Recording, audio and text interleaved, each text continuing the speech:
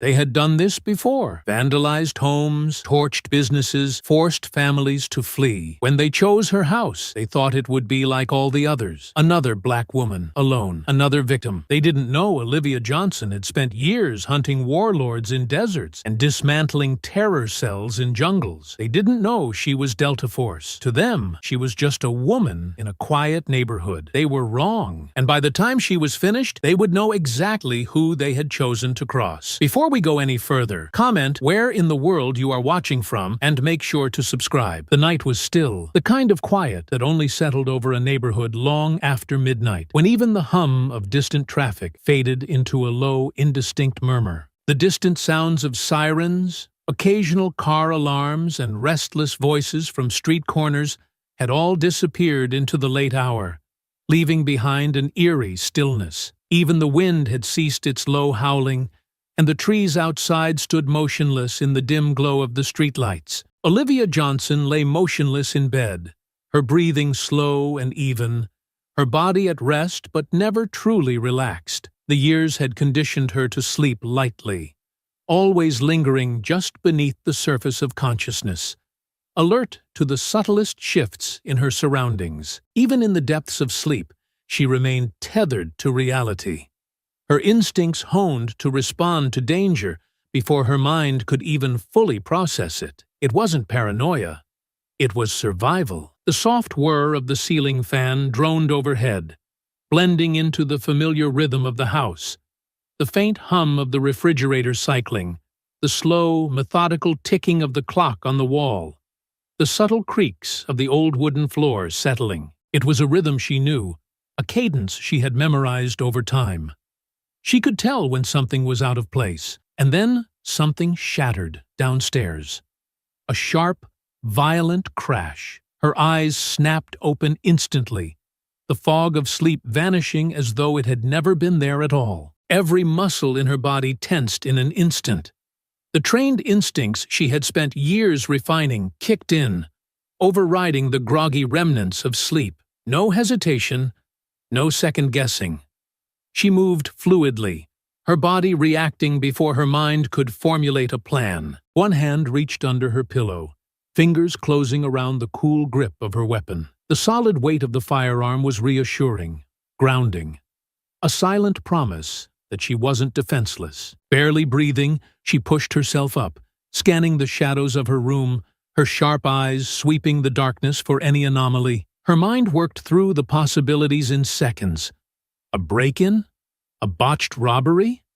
No, something about this felt different. She slid out of bed, her movements practiced, deliberate, near silent against the hardwood floor. Her steps made no sound as she moved, each one placed with the careful precision of someone who had done this before, because she had.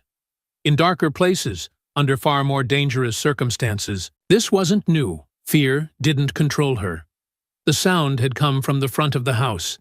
She moved swiftly, gun raised in a steady grip as she eased into the hallway. The air was still. No footsteps, no sounds of movement, no voices whispering in the dark. But something was wrong. Reaching the top of the stairs, she paused, muscles coiled, senses honed. The moonlight filtered through the large front windows, casting pale silver streaks across the floor, illuminating the dust motes that hung in the still air.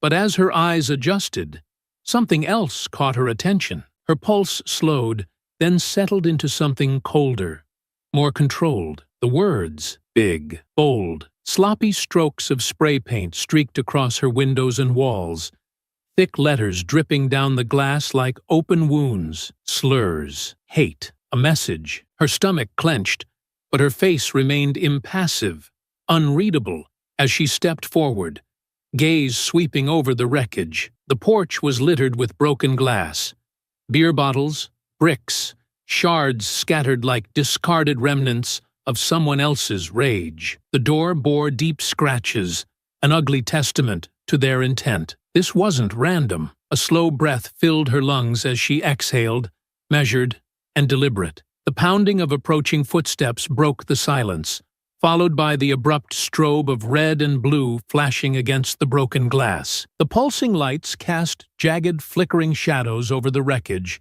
painting everything in a chaotic dance of crimson and cobalt. The sound of a police radio crackled faintly through the still air. The murmur of indistinct voices blending with the distant hum of an engine left idling. A patrol car rolled up to the curb, tires crunching softly against the asphalt. 2 officers climbed out, their postures relaxed, their movements unhurried. There was no urgency in their approach, no sense of alarm in their body language. They moved with the lazy disinterest of men who had already decided this wasn't worth their time. She holstered her weapon as they approached, their eyes barely flickering to the damage before they turned their attention to her. "You call this in?" the older one asked, not unkindly, but without urgency. His voice carried the weight of a long shift, the weary detachment of a man who had seen too much but cared too little. "No," Olivia said, voice cool, controlled. "But I figured someone else would." The officer looked at his partner, a barely perceptible exchange passing between them before he pulled out a small notepad. He licked the tip of his pen, the small motion oddly slow, almost lazy, as if this were just another routine call. "What time did you notice the damage?" "Just now." "You see anyone?" She shook her head. "Any security cameras?" "Yes. We'll take a look at the footage." The officer scribbled something down, flipping through his notepad with an air of disinterest. "Probably just some kids messing around. Happens more than you'd think." Olivia's grip tightened at her sides, but she kept her expression neutral. "Not random," she corrected. "Look at what they wrote. That wasn't kids messing around." The officer let out a slow breath, nodding absently as if to placate her. "Yeah, well, unfortunately, unless we catch them in the act, there's not much we can do. Even if we do get something from the footage, it's tough to make an ID in the dark." She knew that tone. It meant this was already a cold case in their minds. The second officer sighed, shifting his weight from one foot to the other. His hands hovered over his duty belt, his fingers idly adjusting his radio as he glanced at the mess of broken glass and slurs defacing the house. He didn't bother writing anything down. "We'll file a report. If anything else happens, give us a call." And that was it. A few notes, a few half-hearted reassurances, and then they were back in the car, the flashing lights disappearing into the distance, leaving Olivia standing in the wreckage of their apathy, alone. The silence settled once more, heavy and suffocating, but this time it wasn't the stillness of a sleeping city. It was something else, something heavier, something cold. Her fingers curled into fists, nails pressing against her palms as the weight of it settled in. They weren't going to do anything. This wouldn't be investigated, wouldn't be prioritized, because it was her. Because this wasn't the kind of crime that stirred outrage from the right people. Her heartbeat was steady, slow, controlled, but beneath the surface, something simmered. She exhaled, forcing the emotion into something sharper, something more useful. They wanted to scare her. They wanted to intimidate her. They wanted her to feel helpless. They had no idea who they were dealing with. She turned back toward the house, her mind already shifting gears. Tomorrow, she would go through the footage, dissect every frame, find anything that could give her an edge. She would make them regret this. The police weren't going to handle this, but she would. The acrid scent of spray paint and burnt plastic still lingered in the air, seeping into the walls like a stain that couldn't be scrubbed away. Olivia Johnson sat in the dim glow of her living room, surrounded by an array of screens casting a cold, flickering light across her face. Her television displayed security footage, looped and paused at keyframes, while her laptop processed enhancements on a grainy, still image. Her tablet lay beside her, filled with open files containing crime statistics, known gang insignias, and recent hate crimes in the area. The police had been gone for hours. The official report was filed, but she knew it would sit untouched, lost in the void of bureaucracy, waiting to be conveniently ignored. That wasn't an option for her. She had spent too many years embedded in war zones, analyzing threats, tracking enemies who believed they were invisible, dismantling hostile networks before they could strike. She had led elite teams through some of the most dangerous missions on record. She knew how to find people who didn't want to be found. And that was exactly what she was going to do. Olivia's gaze sharpened as she focused on the footage again, studying the figures moving through the shadows in the dead of night. There were 4 of them, young, male, their body language giving them away.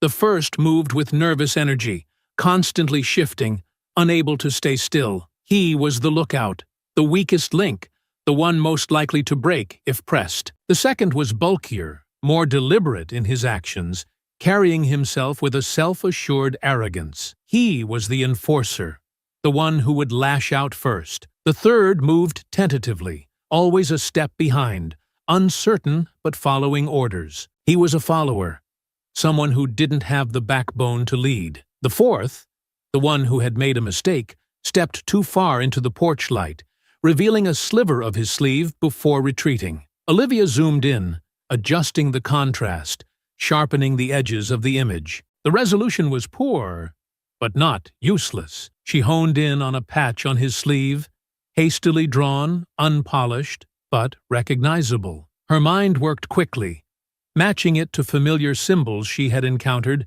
in intelligence briefings and local crime reports. She knew this group. They had been growing bolder, spreading their influence like a disease through the community. They had tagged businesses, defaced properties, harassed families, and now they had come to her doorstep, thinking she was just another name to add to their list. She exhaled slowly, rolling her shoulders back, releasing the tension creeping up her spine. She had spent years eliminating men who thought they were untouchable. These fools had no idea what kind of fire they had just walked into. A sharp knock at the door pulled her from her focus. Instinct kicked in before conscious thought. Her right hand moved to the weapon strapped to her thigh, her body shifting slightly to the side, angling for a tactical advantage. She moved to the door in controlled, measured steps, every movement deliberate. A quick glance through the peephole confirmed the visitor, Detective Marcus Reed. She disengaged the safety, stepped back, and pulled the door open without a word. Reed entered as if he had been expecting her to call for him, his gaze sweeping across the room, taking in the security footage and the screens displaying her meticulous analysis. His expression tightened, the tension visible in the hard line of his jaw, the subtle clench of his fingers as he removed his jacket. "I knew you weren't going to let this go," he muttered, shaking his head as he ran a hand over his face, his shoulders rising and falling in a slow exhale. "You came to tell me to stop." Olivia's tone was flat, uninterested in pleasantries, her gaze steady, unwavering, revealing nothing. Reed turned to face her fully, crossing his arms over his chest, his stance firm, his weight shifting slightly from one foot to the other. "I came to remind you that this is my jurisdiction, not yours. You don't have the authority to run your own investigation." Her expression remained unreadable, a flicker of something crossing her face.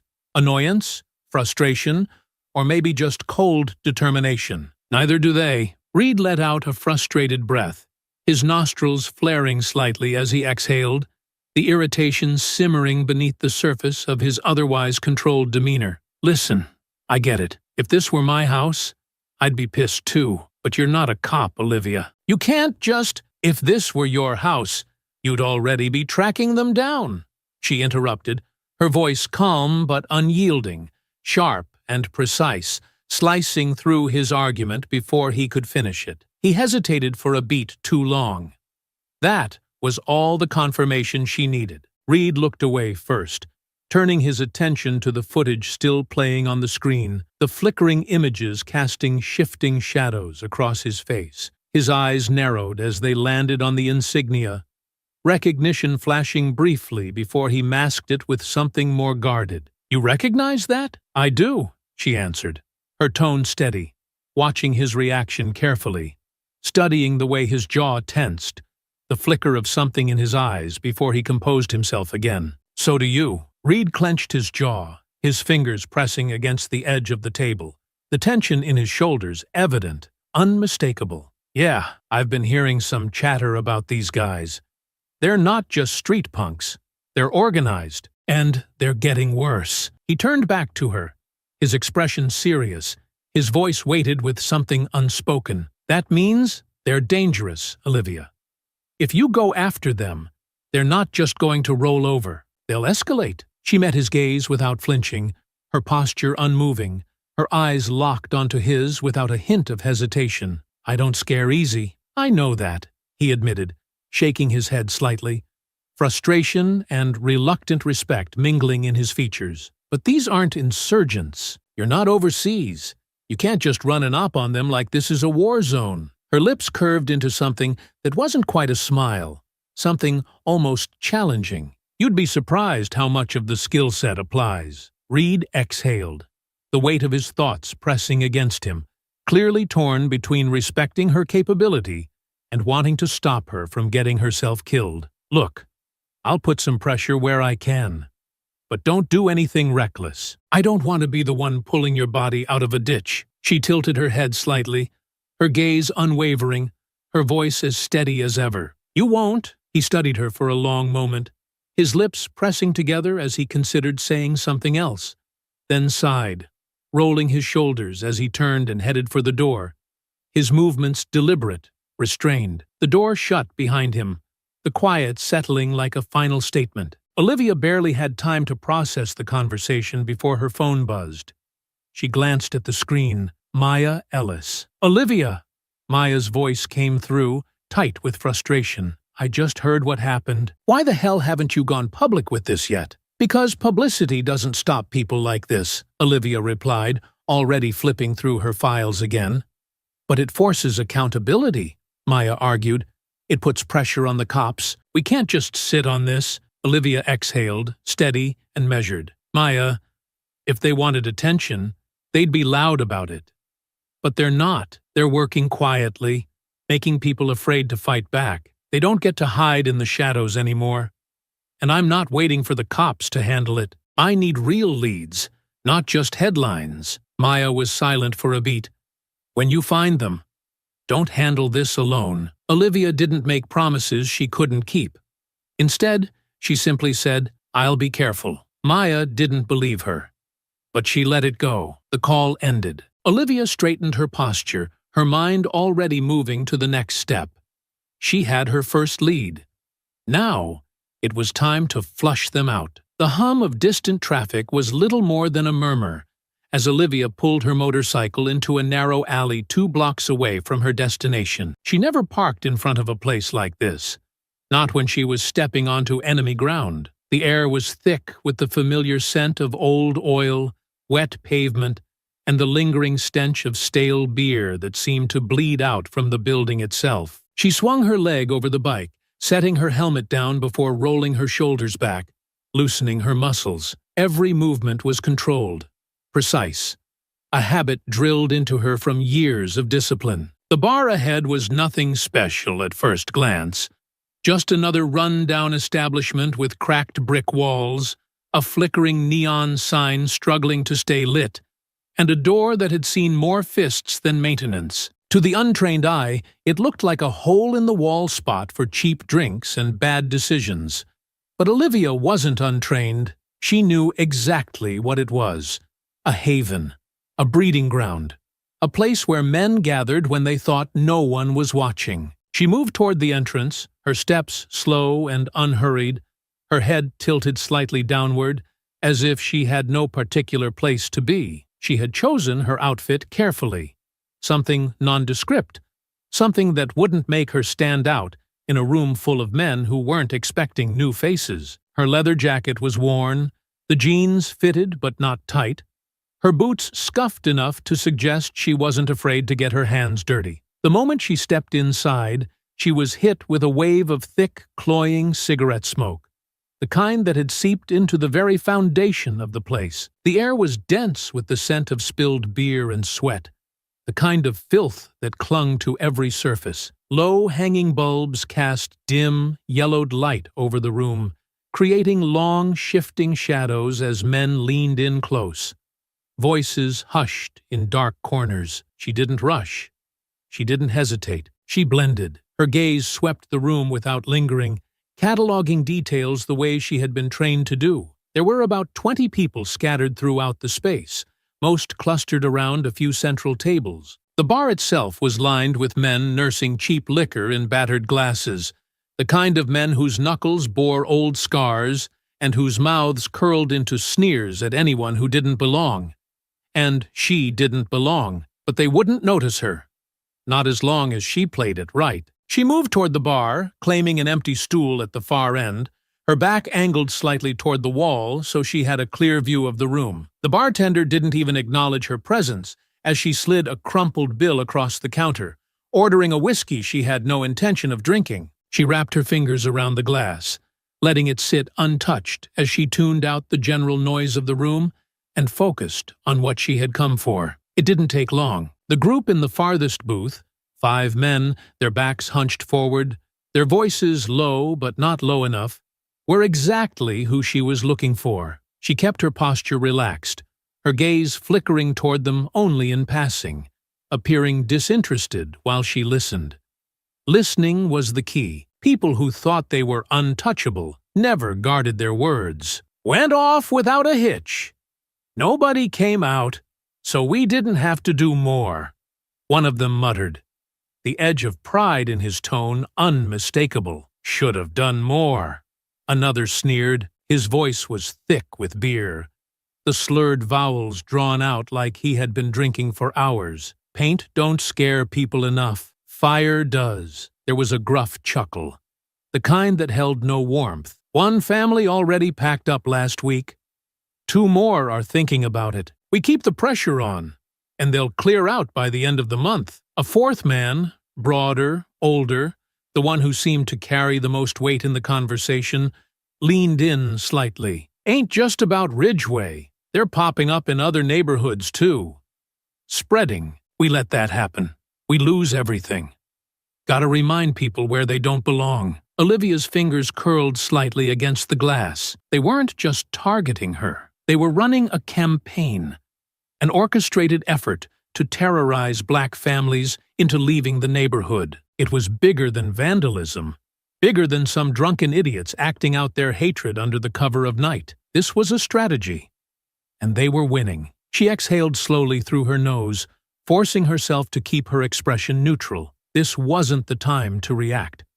Not yet. The men continued, their voices dropping even lower, forcing her to focus harder. She caught snippets, mentions of the warehouse, of preparing for the next one, of making sure they don't come back. A warehouse. It was her only lead, but it was enough. She waited a few more minutes, making sure she had gathered everything useful before finally shifting, casting a brief glance at the time on the cracked wall clock near the entrance. She finished the charade, lifting the whiskey to her lips, letting the burn barely touch her tongue before setting it down. Then, with the same deliberate, unhurried movement she had walked in with, she slid from the stool and left without a glance back. The moment she stepped outside, the cool night air filled her lungs, washing away the stench of smoke and alcohol. She took a slow breath, steadying herself. She had what she needed. Now, she had to follow the trail. She leaned casually against the side of the building,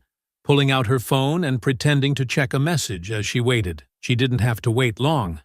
A few minutes later, the door swung open, and one of the men from the booth stepped out. Younger, maybe late 20s, wearing a black jacket with the same insignia she had seen before. He muttered something under his breath, pulling his keys from his pocket, before striding toward the lot across the street. She pushed off the wall, moving in the opposite direction, circling around the block before reaching her motorcycle. Her helmet slid into place in one fluid motion as she straddled the bike, keeping her distance as she started the engine. When his truck pulled out, she followed. Not too close, not too far. The route was winding, taking them away from the city's main roads, past residential streets, and deeper into the industrial outskirts. She kept pace, noting the turns, mapping the distance in her head. It took nearly 15 minutes before he finally pulled into a deserted lot, an abandoned warehouse. She slowed, parking her bike in the cover of the trees, shutting off the engine without a sound. From the outside, the building was barely standing. The walls lined with rust and grime, the windows boarded up, but the faint glow of lights inside told her everything she needed to know. They were here, and whatever they were planning, it ended tonight. The distant howl of the wind was the only sound as Olivia crouched in the darkness, concealed by the skeletal remains of an abandoned loading dock. The warehouse loomed ahead, its rusted metal walls dull under the faint glow of moonlight. It had been standing for decades, forgotten by the city, but tonight it was anything but abandoned. Faint light seeped through the cracks in boarded-up windows, the occasional shadow flickering past the gaps. Someone was inside. She had followed the gang member here, keeping her distance, watching as he parked near the side entrance and disappeared through a rusted door. There had been no guards outside, no sign of security, which told her two things. They were either arrogant or stupid. Either way, it worked in her favor. Her breathing was steady as she ran through her mental checklist. Entry points, escape routes, potential threats. She hadn't been briefed by an intelligence team, hadn't been given drone footage or satellite imaging, but she had spent years operating under worse conditions. She had trained for this. She was built for this. Silently, she moved from her cover, sticking close to the building as she approached the side entrance. The lock was old, rusted but functional. She reached into her jacket, pulling out a compact set of lockpicks, and set to work. It took less than 10 seconds before the mechanism gave way with a muted click. She slipped inside. The air was thick with dust and the faint stench of oil and mildew. A single exposed bulb flickered above, casting an eerie glow over the space. Olivia stayed low, pressing her back against the wall as she took in her surroundings. Wooden crates were stacked against the far side of the warehouse, some marked with old shipping labels, others spray-painted with symbols she had come to recognize. Several tables were positioned near the center, covered in maps, photographs, and handwritten notes. She moved swiftly, her eyes scanning the documents. Street maps were laid out, neighborhoods circled in red ink. Notes in the margins detailed families, businesses, addresses. There were photos, grainy but clear enough to show people she recognized. Maya Ellis outside her community center, an older black man locking up a corner store, a mother walking her child home from school. They weren't just targeting homes. They were targeting lives. Olivia pulled out her phone, steady hands snapping pictures of everything. Evidence, proof of how deep this ran, how coordinated it was. If she could get this into the right hands, the gang wouldn't just be facing vandalism charges, they'd be looking at organized crime, conspiracy, hate crimes. She moved quickly, skimming through additional papers. The name Ethan Hayes appeared more than once, scribbled across several documents, always at the top of directives. Whoever he wasn't just a foot soldier. He was the architect. Her focus was so sharp, so absolute, that she almost didn't hear the footsteps. Almost. The hairs on the back of her neck prickled as her instincts screamed a warning. She didn't hesitate. In a single, fluid motion, she doused the overhead light with the edge of her gloved hand, plunging the space into near-total darkness. She moved swiftly, slipping behind a stack of crates, just as the door to the main entrance swung open. A sliver of light from the adjacent room spilled into the warehouse as two men stepped inside, their voices cutting through the silence. "You hear that?" one of them muttered, boots scraping against the concrete. "Nah, man, it's just the wind," the other said, but there was a flicker of doubt in his tone. They moved further in. Olivia could hear the shift in their breathing, the way they slowed their steps. They knew something was off. She calculated her options. Two men, armed, possibly. Alert? Not yet. She had no choice but to neutralize them before they alerted the others. Moving with the kind of precision only years of training could provide, she slipped out from her cover. The first man barely had time to react before Olivia struck. Her elbow drove into his throat, cutting off his startled gasp as she twisted his arm behind him, forcing him into the crate with a sickening thud. The second man spun, reaching for something at his waist. A gun or a knife? She didn't wait to find out. She surged forward, grabbing his wrist and twisting it sharply, forcing him off balance. A swift knee to his ribs sent him crumpling. The first man started to push himself up, wheezing, but Olivia grabbed him by the back of his collar and slammed him into the crate again, this time ensuring he wouldn't get back up. The second man groaned, trying to crawl backward, but Olivia's boot pressed down on his chest, keeping him pinned. She leaned in, voice low. "How many are inside?" His breath hitched, but he said nothing. She pressed down harder. "How many?" "6," he rasped, struggling beneath her weight. Inside, the other room, Olivia had what she needed. Without another word, she slammed the edge of her palm against the side of his neck, knocking him out cold. She straightened, breath steady, ears straining for any sign that the scuffle had been heard. When nothing came, she moved fast, slipping back toward the entrance. She had the evidence. She had the name.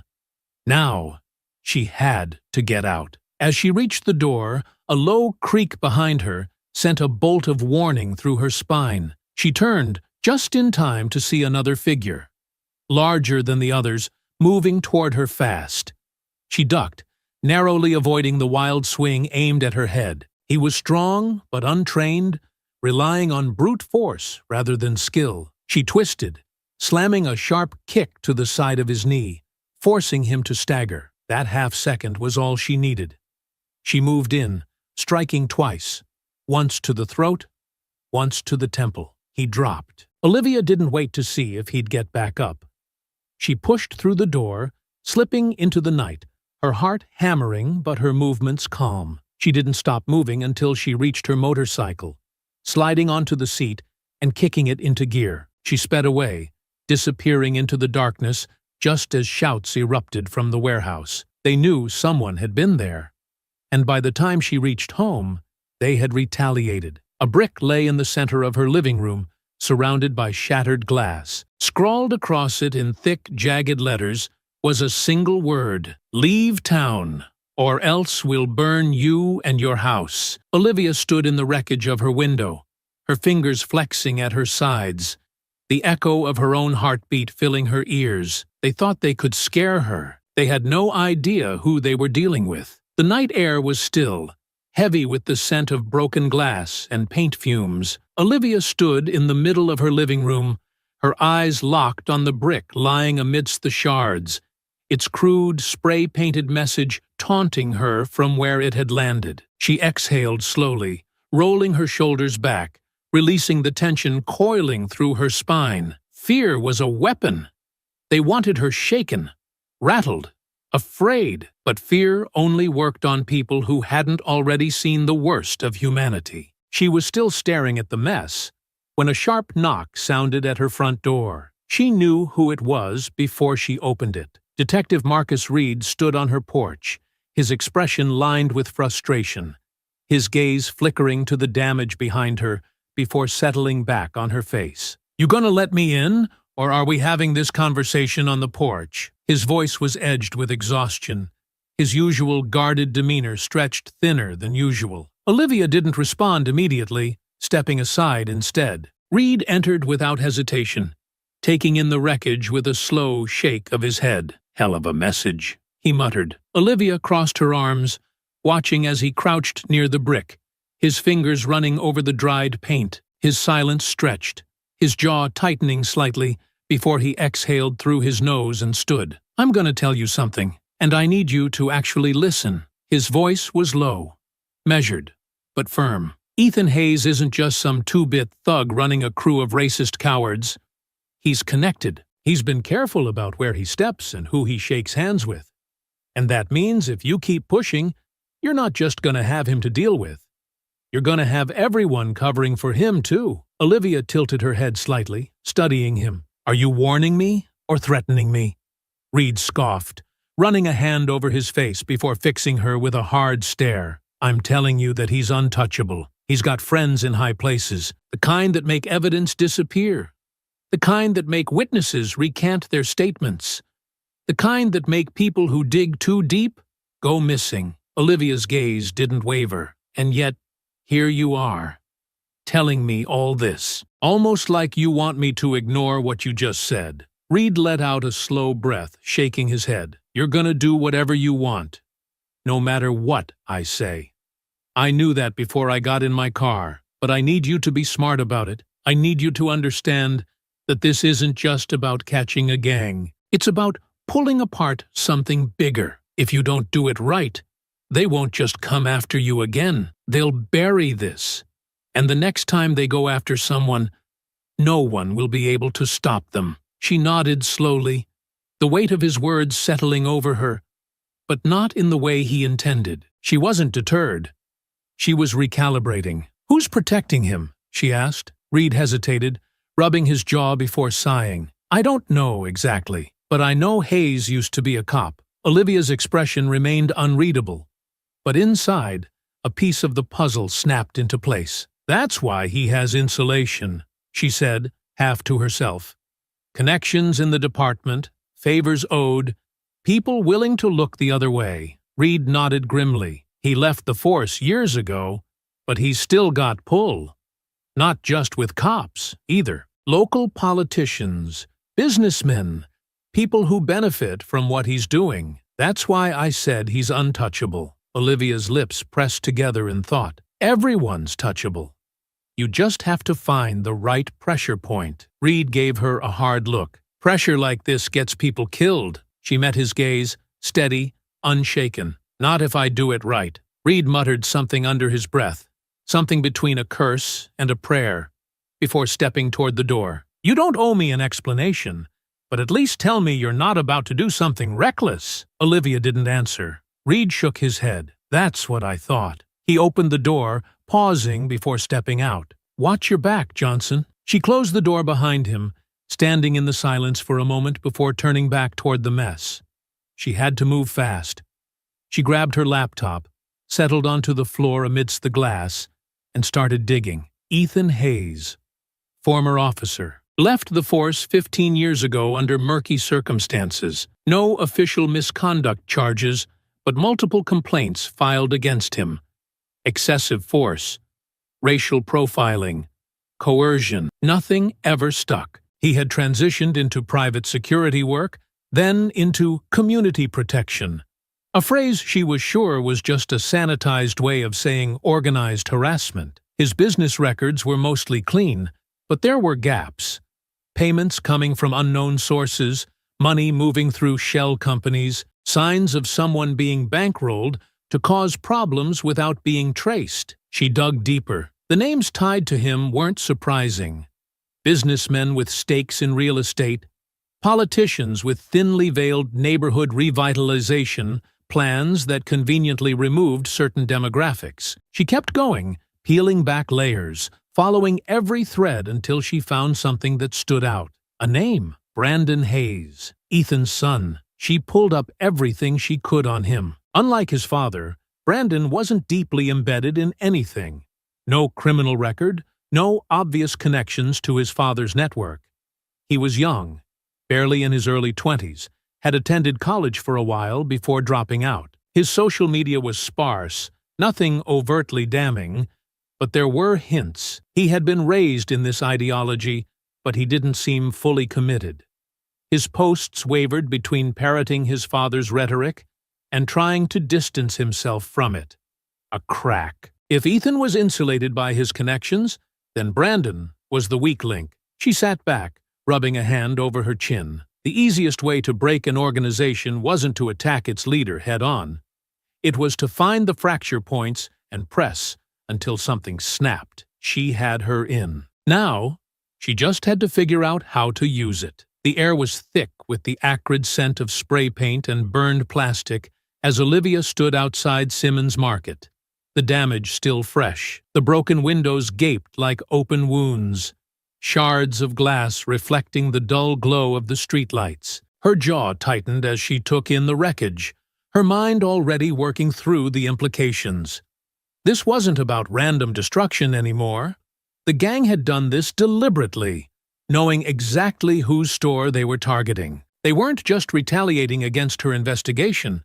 They were trying to break the community from the inside, forcing black business owners to pack up and leave, making room for whatever plan Ethan Hayes and his network had in mind. Olivia turned her head slightly, eyes narrowing at the nervous cluster of bystanders watching from the sidewalk. People were talking in hushed voices, some shaking their heads, others already looking away. The gang had made them afraid to react. The police wouldn't do anything, and the neighborhood knew it. Silence was the safest choice. She stepped carefully through the broken glass, her boots crunching against the fragments as she approached the entrance. Inside, the smell of fresh paint and burned plastic lingered in the air. The counter was overturned, shelves knocked over, and in the middle of it all stood Harold Simmons, his broad shoulders hunched as he picked up fallen cans and boxes.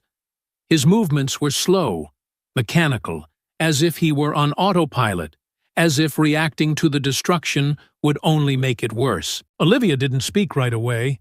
Instead, she picked up a small crate of dented soup cans, setting them back onto a shelf. She knew Harold wasn't the type to ask for help, but he also wasn't the type to refuse it if it was already given. "You don't have to do this alone," she finally said, her voice measured. Harold didn't look at her as he straightened, rubbing a hand over his face. "If I don't, who will?" His voice was low, steady, but she could hear the exhaustion beneath it. She exhaled, glancing at the wreckage around them. "You knew this was coming." Harold let out a bitter laugh. "Of course I did.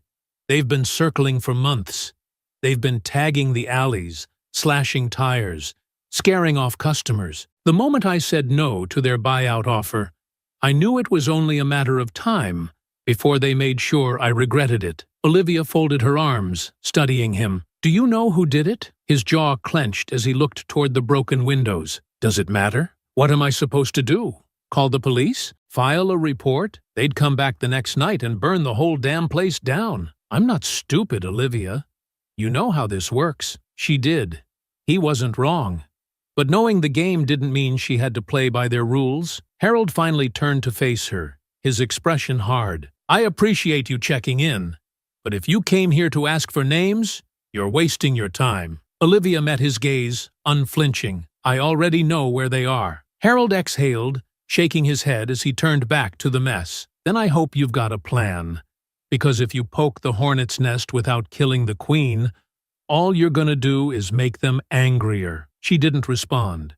Instead, she reached into her pocket and pulled out a small burner phone, setting it on the counter. "Call me if they come back." Harold glanced at the phone but didn't touch it. He didn't say thank you. He didn't need to. Olivia left without another word. That night, she sat on her motorcycle, helmet off, parked a block away from the steel pit. The steel pit had already given her what she needed: names, faces, patterns of movement. She had spent the last few nights watching them, tracking where they went and what they did once they left the safety of the bar. Most of them were small-time operators, men who acted tough in groups but scattered the moment real pressure was applied. But there were others, the ones who moved with purpose, the ones who took orders instead of giving them. Those were the ones she was after. As the night deepened, she followed one of them, a man she recognized from the warehouse. He left the bar just after midnight, his steps sure, his destination planned. Olivia let him get a comfortable lead before she followed, weaving through the streets, keeping just far enough back to remain unseen. He drove for nearly 20 minutes, leading her to a desolate alley behind an abandoned restaurant on the industrial side of town. The place was a skeleton of what it once was, its windows boarded up, its sign rusted and unreadable. A single flickering streetlight cast long shadows over the cracked pavement, revealing two more men already waiting. One of them was crouched near a gasoline canister, twisting the cap off as the other held a crowbar in his grip. They weren't here for a casual meetup.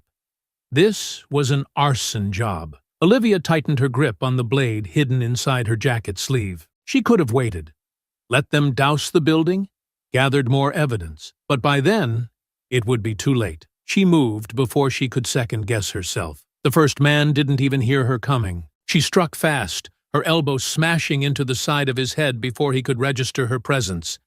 He collapsed instantly, the gas canister slipping from his fingers and rolling across the ground. The second man reacted quickly, raising the crowbar as he lunged, swinging wild and hard. Olivia ducked under the strike, pivoting to the side as the metal bar sliced through empty air. She seized the opening, grabbing his wrist and twisting it sharply until he let out a strangled yell. The crowbar fell with a dull clang, bouncing once before she drove her knee into his ribs. He doubled over, gasping.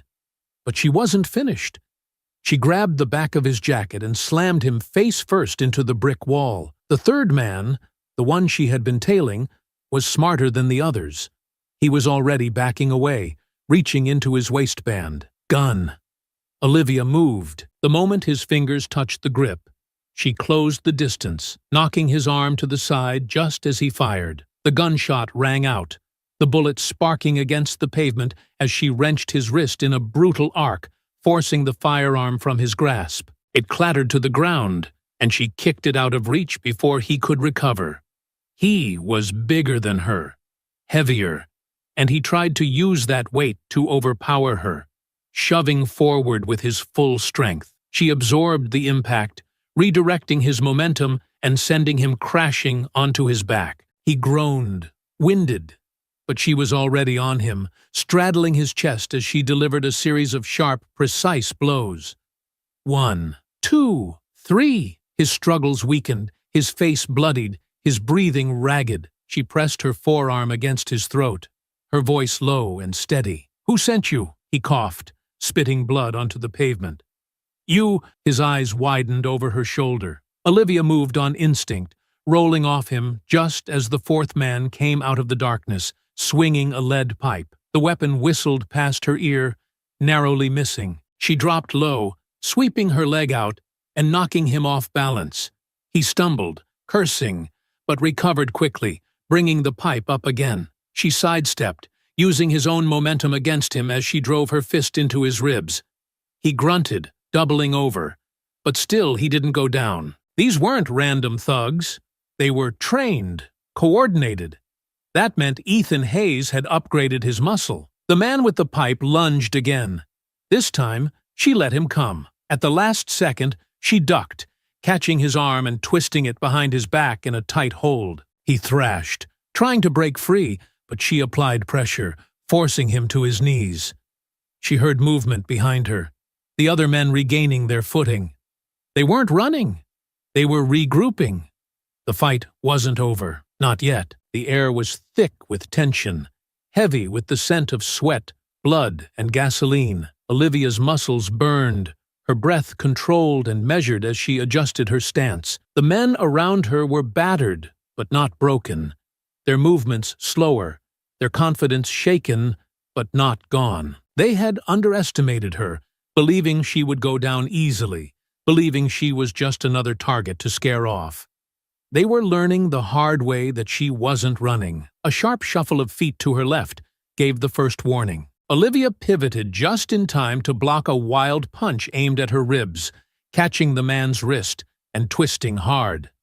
His yelp of pain barely escaped his lips before she drove her elbow into his sternum, sending him staggering backward. He clutched his chest, wheezing, eyes wide with shock. She didn't give him a chance to recover. A precise strike to the side of his jaw sent him sprawling onto the pavement, unconscious before his head hit the ground. The others hesitated, uncertainty flickering in their eyes. This wasn't how things were supposed to go. They were supposed to be the hunters. One of them rushed her from behind, but she was ready. She sidestepped, using his own momentum to redirect him into the wall. He barely had time to curse before she grabbed the back of his head and slammed it into the rusted metal siding of the warehouse. He collapsed in a heap, unmoving. The gang leader, one of Ethan Hayes' lieutenants, a thick-necked man with a scar running down the side of his face, spat on the ground.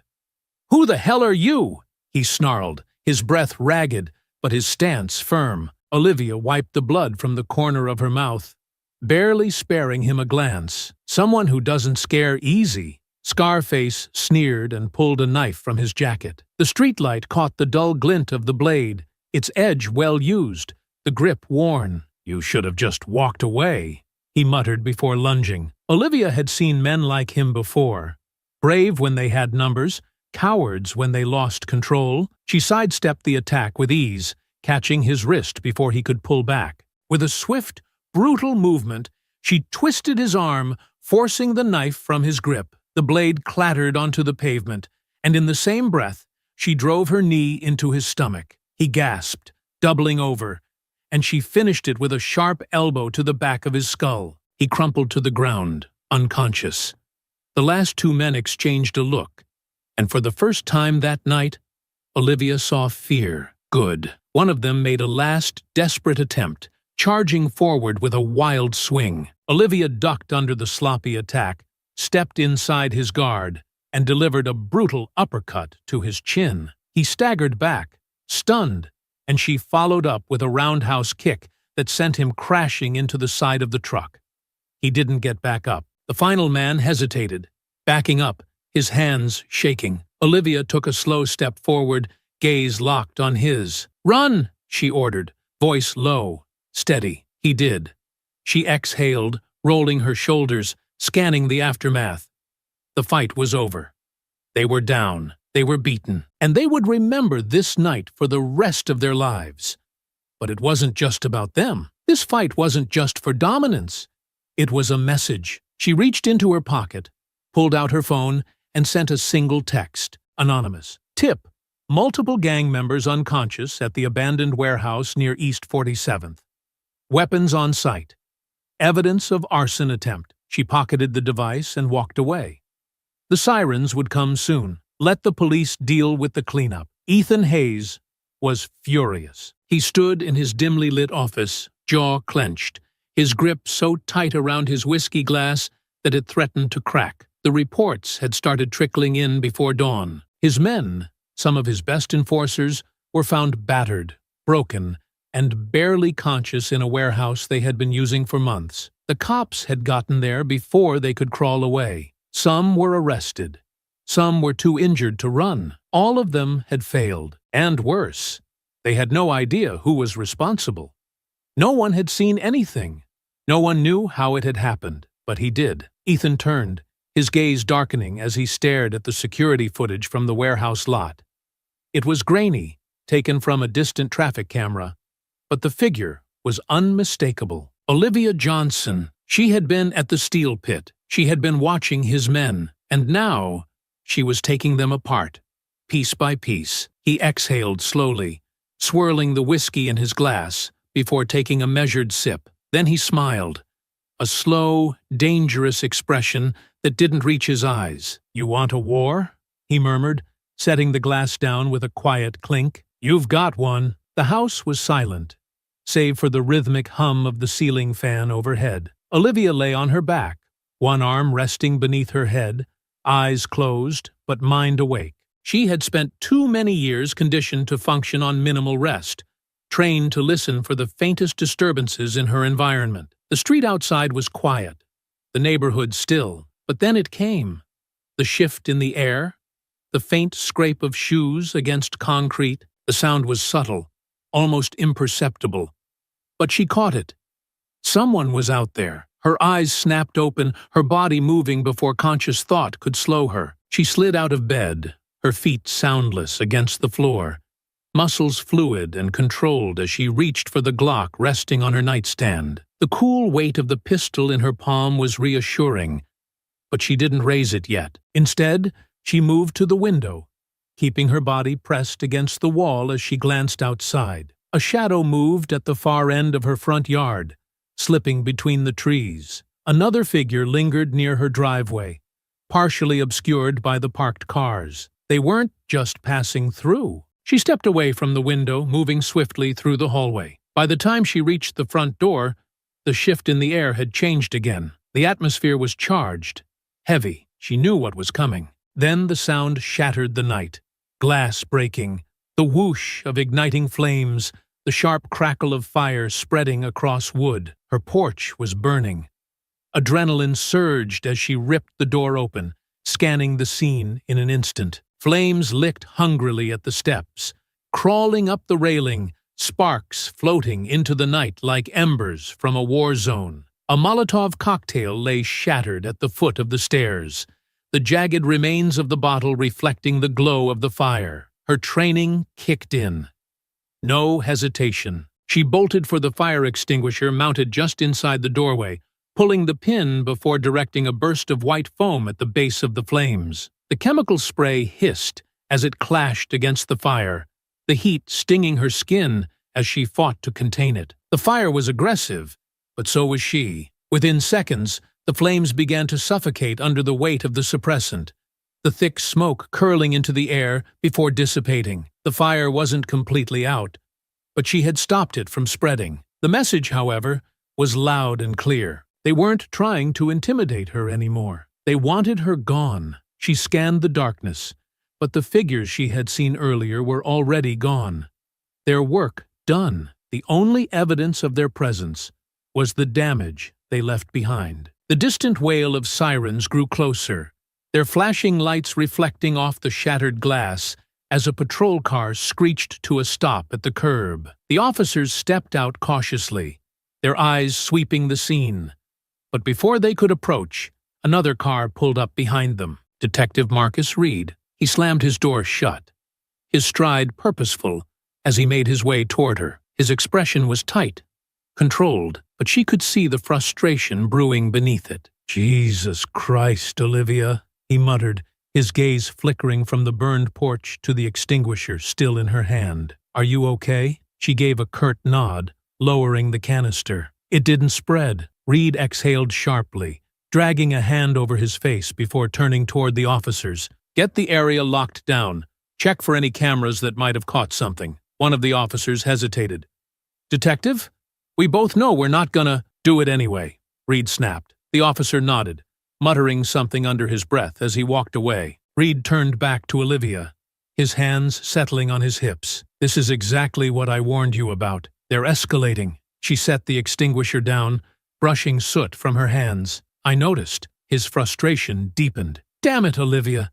This isn't just vandalism anymore. They set your house on fire. What's next?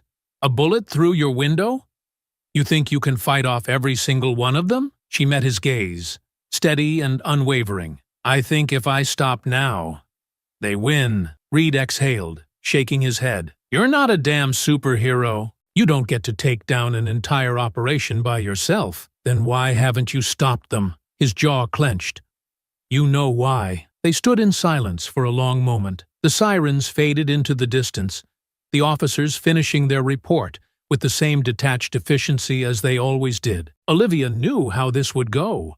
A report would be filed, a brief investigation would be opened, and nothing would come of it. Reed ran a hand through his short-cropped hair, his exhaustion evident. "Let us handle this." She crossed her arms. "Like you handled the last attack?" His nostrils flared slightly, but he didn't argue. Instead, he dropped his voice, stepping closer. "I know you, Olivia. I know you think you can outmaneuver them. But these people don't play by the same rules. You're making them desperate." "Good." He let out a quiet curse. "That's not what I meant. Desperate men don't think. They don't hesitate. And when that happens, people die." She looked back at the scorched wood of her porch, the thick scent of burned fuel still lingering in the air. They had already decided she was a problem. There was no going back now. She turned back to Reed. "I appreciate your concern, Marcus, but I'm not backing down." His expression darkened. "Then at least tell me what your next move is." She didn't answer. He let out a humorless chuckle, shaking his head. "Yeah, that's what I thought." He took a step back, nodding toward the damage. "Get your house fixed, and for